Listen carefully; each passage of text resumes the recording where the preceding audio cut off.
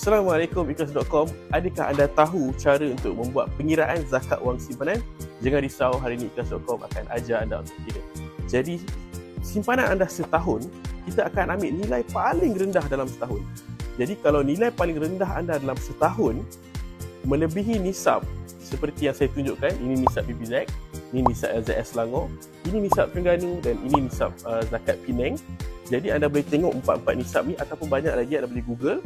Kalau melebihi nisab, anda diwajibkan untuk membayar zakat wang simpanan. Cara pengiraannya adalah simpanan anda setahun, contoh simpanan anda setahun yang paling rendah adalah RM23,000. Jadi RM23,000 tersebut anda darabkan dengan 2.5% sahaja kadar zakat.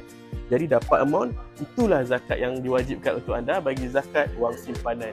Jadi dah pandai cara kira, jangan lupa bayar zakat. Boleh layari website kita ikhlas.com ataupun boleh download apps kita ikhlas.com. Jom bayar zakat.